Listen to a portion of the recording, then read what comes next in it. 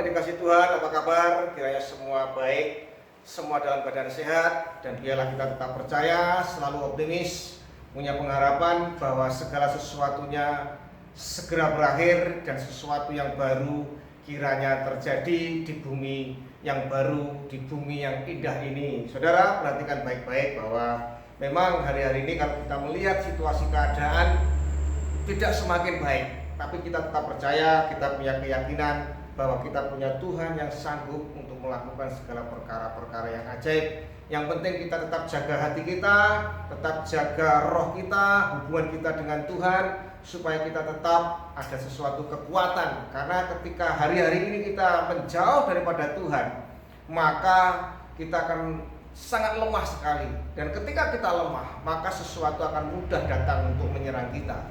Sekali lagi saudara, kalau roh kita lemah, maka sesuatu itu akan mudah untuk menyerang kita. Kalau imun kita lemah, maka segala virus apapun juga sangat mudah menyerang kita. Oleh sebab itu, sekali lagi, mari perkuat roh kita, perkuat iman kita, sehingga sesuatu yang akan menyerang kita, kita boleh dapat lawan dengan kekuatan iman kita. Saudara, mari kita lanjutkan seri khotbah yang kemarin tentang tetap kuat di dalam badai. Saudara, poin yang ketiga dikatakan doa, pujian, dan penyembahan. Itu sarana untuk menguatkan kita, sarana untuk mendekatkan kita kepada Tuhan. Dan saudara perhatikan, ketika kita melakukan doa, pujian, penyembahan, di situ sebetulnya ada sesuatu kuasa, ada sesuatu hadirat Allah, ada sesuatu pengurapan yang akan membuat kita semakin kuat. Saudara, kalau kita buka di dalam kitab Keluaran 17 ayat 8 sampai 19, saudara perhatikan di sini bagaimana kuasa pujian itu, saudara. Dalam Keluaran 17 ayat 8, ini berbicara sebuah pertempuran.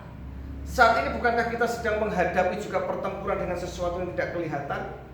Peperangan dengan sesuatu yang tidak kelihatan, tapi saudara perhatikan di sini, ada sesuatu rahasia sebuah kemenangan. Dikatakan bahwa dalam Keluaran 17 ayat 8 dikatakan, lalu datanglah orang Amalek dan berperang melawan orang Israel di Rafidim.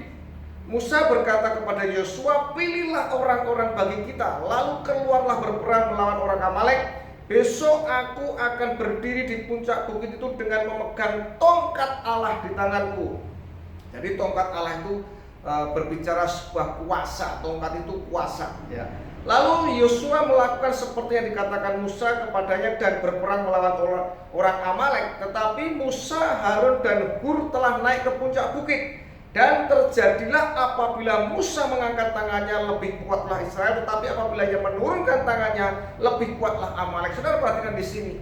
Ketika tangan Musa naik ke atas dengan tongkatnya, maka ada sebuah kemenangan.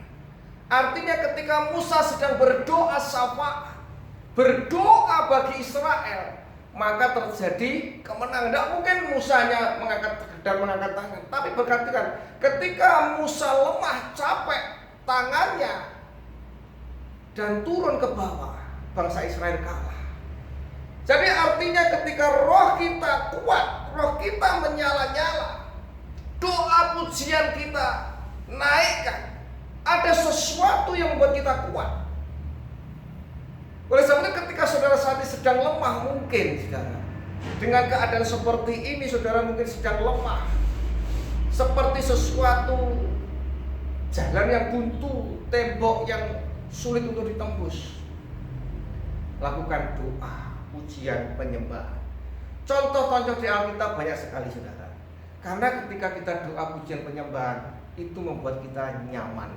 Saudara, kembali lagi kita buka dalam 1 Samuel 16 ayat yang ke-16. Saudara perhatikan 1 Samuel 16 ayat 16. 1 Samuel 16 ayat 16 bahwa doa, pujian, penyembahan itu membuat kita nyaman. 1 Samuel 16 ayat 16 dikatakan, baiklah Tuanku menitahkan hamba-hambamu yang di depanmu yang ini untuk mencari orang pemain kecapi.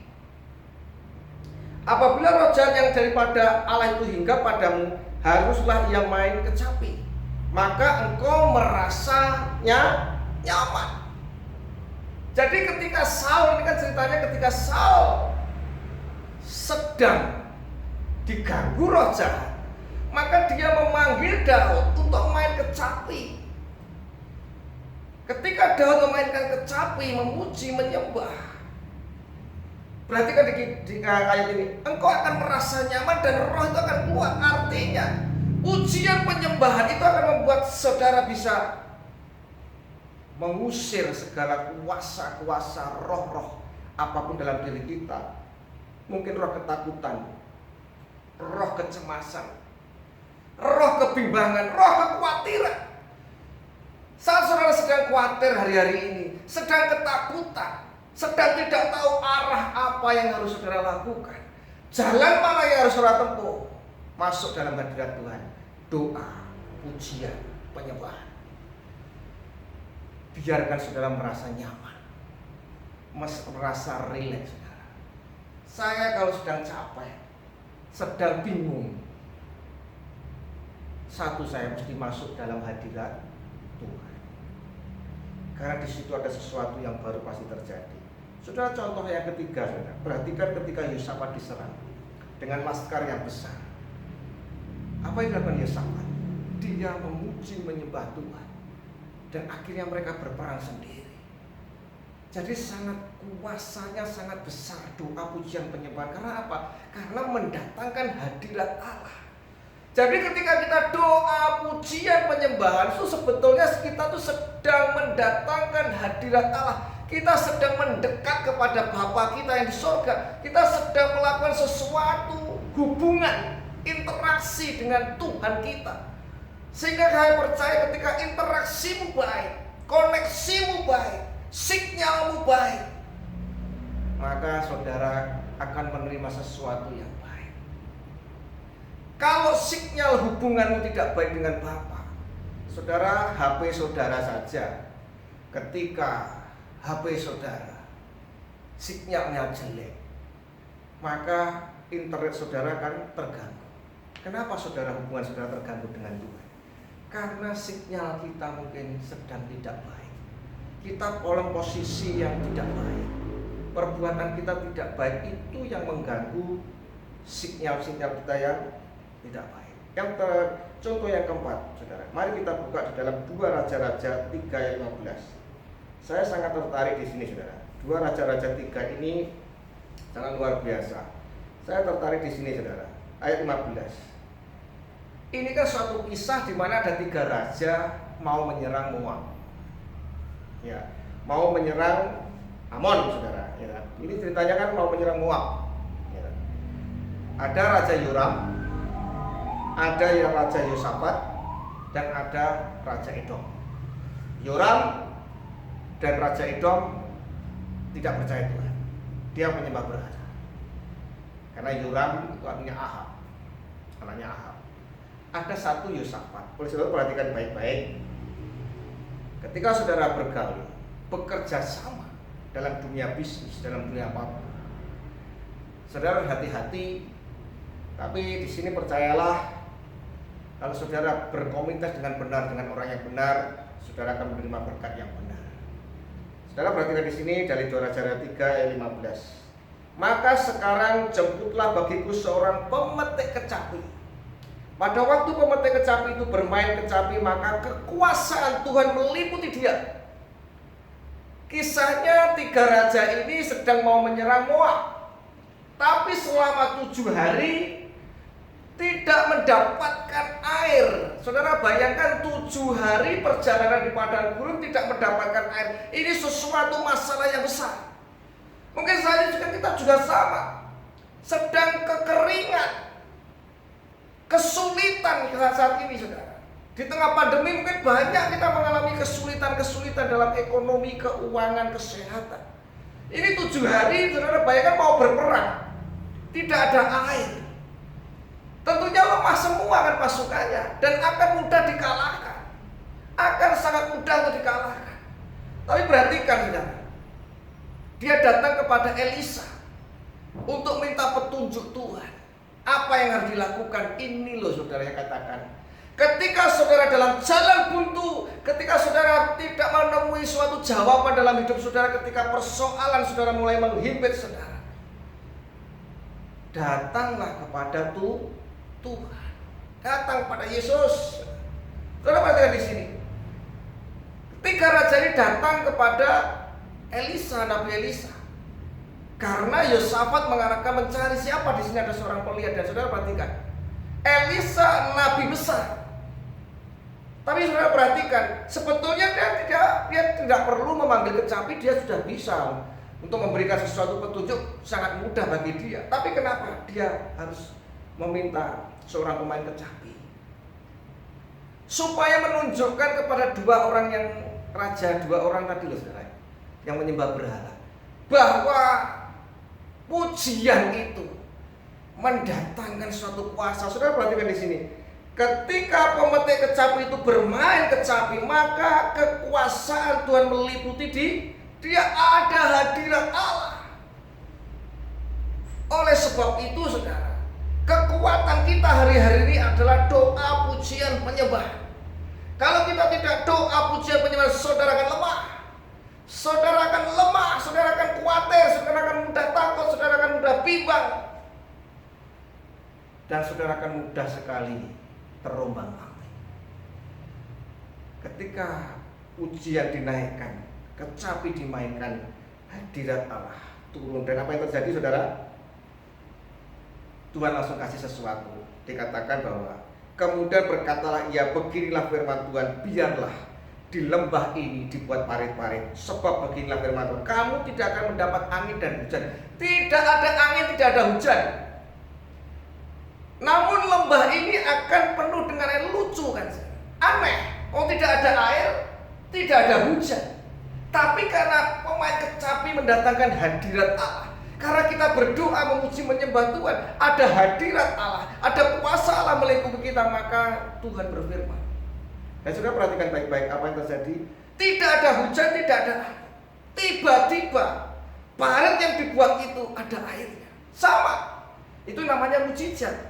Ketika saudara sedang memuji, menyembah Tuhan di tengah persoalan saudara, di tengah masalah saudara, himpitan persoalan-persoalan saudara, pasti Tuhan akan buat mujizat saudara. Tidak ada hujan, tidak ada air. Sesuatu yang sangat mustahil. Parit yang dibuat, atau lubang atau gorong-gorong yang dibuat, ada airnya. Sekali lagi, untuk tetap kuat di dalam badai di tengah persoalan saat ini. Yang ketiga, doa, pujian, penyembah. Lanjut saudara, yang keempat. Tadi yang pertama kemarin adalah kita percaya, punya keyakinan bahwa pencobaan-pencobaan kita alami adalah pencobaan biasa. Yang kedua, kita tuh di tengah-tengah, tidak terlalu takut, juga tidak terlalu berani. Yang ketiga tadi saya katakan bahwa doa, pujian, penyembahan. Dan yang keempat bahwa tunduk kepada firman Tuhan, tunduk kepada Allah. Kalau kita ingin menang, saudara harus tunduk kepada firman Tuhan. Jangan menyimpang ke kanan ke kiri, jangan membelakangi Tuhan, jangan berseberangan dengan Tuhan, jangan berseberangan dengan prinsip-prinsip kebenaran firman Tuhan. Setiap bangsa Israel berpaling dari Tuhan, menyembah berhala, menyembah dewa-dewa Baal. Saudara perhatikan, dia selalu bertempur, selalu kalah. Setiap menyembah Asitoret, Yerubbaal, bangsa Israel setiap perang pasti kalah. Tapi ketika dia berbalik kepada Tuhan, bertobat mencari Tuhan, dia diberi kemenangan. Jadi sekali lagi, tunduklah pada firman Tuhan, tunduklah kepada Allah. Kalau sudah perhatikan di ayat Yakobus 4 ayat 7 sampai 8. Karena itu tunduklah kepada Allah. Yakobus 4 ayat 7 sampai 8. Karena itu tunduklah kepada Allah dan lawanlah iblis, maka ia akan lari daripadamu. Ketika kita melakukan firman Tuhan, ketika kita melakukan prinsip-prinsip firman Tuhan, iblis akan lari. Iblis akan ketakutan. Karena firman itu adalah Allah. Perkataan firman adalah perkataan Allah, perkataan Tuhan. Jadi mari saudara, hidup jangan dibuat rumit. Hidup simpel. Lakukan kebenaran, lakukan bagian kita. Saudara tidak usah ngurusi bagiannya Tuhan. Yang penting lakukan bagian kita. Karena bagian Tuhan, Tuhan sendiri yang sudah pasti memberkati, melindungi, menyertai. Karena ketika kita melakukan kebenaran firman Tuhan, kita hidup di dalam firman Tuhan, janji firman Tuhan mengatakan, apa saja yang kau kerjakan berhasil. Dan kau akan menguasai segala apa yang sedang engkau kejar saat ini. Yang terakhir, saudara, tenang dan percaya. Ini penting, saudara. Supaya kita tetap kuat di tengah badai, saudara tetap tenang dan percaya. Saudara, Tuhan kan sudah kasih bocoran. Saya ingat waktu SMA. Ketika SMA, saudara, ketika ada ujian, mereka pada sibuk cari bocoran soal. Dibelain sampai malam, sampai dini hari. Mereka mencari bocoran soal. Dan ketika mereka sudah mendapatkan bocoran soal, tentunya ketika ujian mereka akan tenang. Mereka tidak bingung, tidak takut karena sudah punya bocoran soal. Sebetulnya kan Tuhan sudah kasih bocoran soal. Tuhan kan sudah kasih bocoran sebetulnya pada kita. Dengan ayat yang dikatakan dalam 1 Korintus 10:13. Sebetulnya dia sudah kasih bocoran, ini loh jawabannya. Ketika saudara sedang menghadapi ujian, persoalan-persoalan dalam dunia ini, aku sudah kasih jawabannya, sudah kasih bocoran. Ini jawabannya, tapi kita kadang-kadang lupa. Apa bocoran yang sudah perhatikan? Pencobaan-pencobaan yang kamu alami ialah pencobaan-pencobaan biasa. Jadi semua yang saudara alami itu biasa menurut ukuran saudara masing-masing, saudara. Yang tidak melebihi kekuatan manusia, tidak melebihi kekuatanmu. Sebab Allah setia dan karena itu Ia tidak akan memberikan kamu dicobai melampaui kekuatanmu. Pasti saudara bisa. Tidak melebihi kekuatanmu, kemampuanmu. Pasti sudah kasih bocoran, saudara. Pada waktu kamu dicobai, Ia akan memberikan kepadamu jalan. Pasti ada jalan keluar. Pasti diberi jawaban, saudara. Dan dikatakan sehingga kamu dapat menanggungnya. Itu kan bocoran sebetulnya. Tapi kenapa saudara bingung, takut, khawatir? Kenapa, saudara? Karena saudara tidak ngerti firman Tuhan. Kalau saudara ngerti firman Tuhan, kan ini bocoran, sudah dikasih firman Tuhan, kasih bocoran sama Tuhan. Jadi ketika kita menghadapi saat ini persoalan-persoalan, Tuhan sudah kasih bocoran, ini firman Tuhan tadi bocorannya. Semua itu biasa. Pasti ada jalan keluar, tidak melebihi kekuatanmu. Dan kau pasti menanggungnya. Tidak mungkin Tuhan mau kasih sesuatu kepada kita yang tidak mampu kita lakukan. Tuhan kasih perintah firman Tuhan, pasti kita bisa melakukan. Tidak mungkin Dia perintahkan anaknya untuk melakukan sesuatu yang tidak pernah bisa kita lakukan. Tidak mungkin saya menyuruh anak saya, meminta anak saya untuk memikul beban 100 kilo karena dia kemampuannya hanya 10 kilo. Saya tahu kemampuan anak saya, dia mampunya 10 kilo. Tidak mungkin saya suruh ambilkan barang yang 50 kilo, tidak mungkin. Demikian Tuhan kita dikatakan, apa yang dikatakan, Ia adalah Allah yang setia kepada kita, Allah yang setia, Allah yang adil. Jadi belajarlah untuk tetap tenang dan percaya. Karena dikatakan, sebab beginilah firman Tuhan Allah yang Maha Kudus dalam Yesaya 30:15, dengan bertobat dan tinggal diam. Nah, yang pertama itu bertobat dulu, saudara. Kalau saudara punya masalah yang tidak pernah berhentinya, bertubi-tubi, pasti ada sesuatu kan. Ada sesuatu yang memang mungkin harus diselesaikan, saudara. Kan begitu. Dikatakan, dan kamu akan diselamatkan. Dalam tinggal tenang dan percaya terletak kekuatanmu. Saudara bayangkan kalau saudara naik perahu, semua panik dalam perahu, perahunya kecil, semua panik tenggelam, saudara, pasti. Saya kasih contoh saja, saudara. Ketika kita menolong seseorang yang tidak bisa berenang, kita tolong, malah kita bisa celaka, saudara. Kenapa?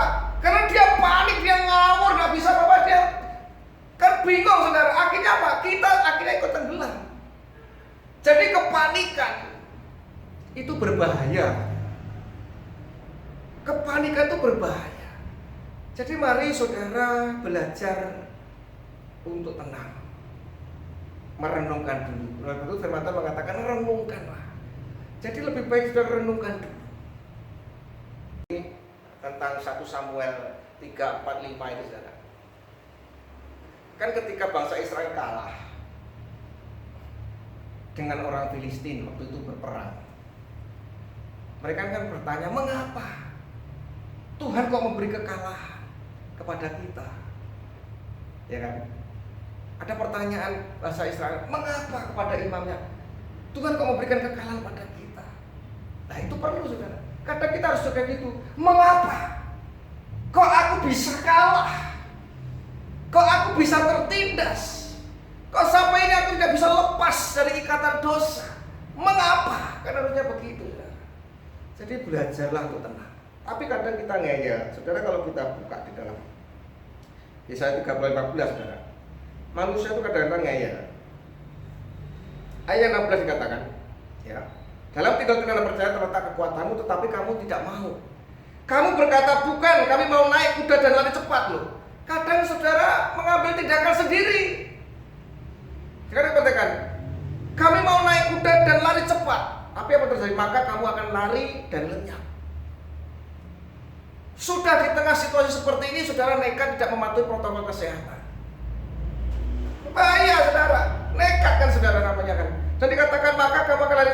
Katamu pula, kalau kami mau mengendarai kuda tangkas, maka para pengejarmu akan lebih tangkas lagi. Jadi kalau kita tetap menerobos, nekat, saudara salah jalan. Pasti salah jalan. Karena pengambilan sebuah keputusan tanpa sebuah ketenangan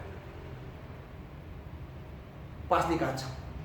Oleh sebab itu biasakan kalau saudara mengambil sebuah keputusan, duduk diam di hadirat Tuhan, dalam posisi tenang, pikiran tenang, dalam hadirat Tuhan. Itu yang tepat. Sekali lagi, 5 hal untuk menghadapi tetap kuat di tengah badai. Yang pertama, tetap yakin, memiliki keyakinan bahwa firman Tuhan itu ya dan amin, dan selalu percaya bahwa janji Tuhan itu pasti terjadi digenapi. Yang kedua, jangan terlalu takut dan juga jangan terlalu berani, ada di tengah-tengah. Yang ketiga, doa pujian penyembahan. Dan yang keempat, sudah lakukan tunduk dengan firman Allah, tunduk dengan Allah, mengikuti aturannya Tuhan, jangan membuat aturan sendiri. Yang kelima, tenang dan percaya. Mari kita berdoa. Terima kasih Tuhan, kami bersyukur untuk segala kemurahan kebaikan-Mu pada hari ini.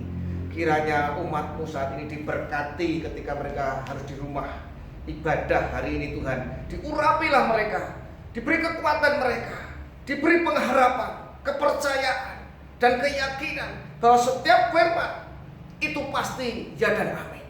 Tuhan, kuatkanlah mereka, lindungilah mereka, peliharalah hidup mereka, dan tangan Tuhan selalu menyertai setiap mereka. Mari sembahkan kasih Tuhan, angkatlah kedua belah tanganmu. Terimalah berkat yang daripada Bapa yang di surga. Berkat perlindungan, berkat keamanan, berkat penyertaan pemeliharaan Tuhan kiranya turun atasmu. Diberkatilah keluargamu, anak-anakmu, seluruh isinya diberkati. Pelayanan, pekerjaan, sekolahmu, dan segala apa yang sedang kau kerjakan, Tuhan berkenan untuk memberkati. Terima mujizat Tuhan, terima kesembuhan, terima pertolongan, terima kuasanya, terima kemurahannya. Di dalam nama Tuhan Yesus Kristus, haleluya, amin. God bless you all, haleluya, puji Tuhan, amin.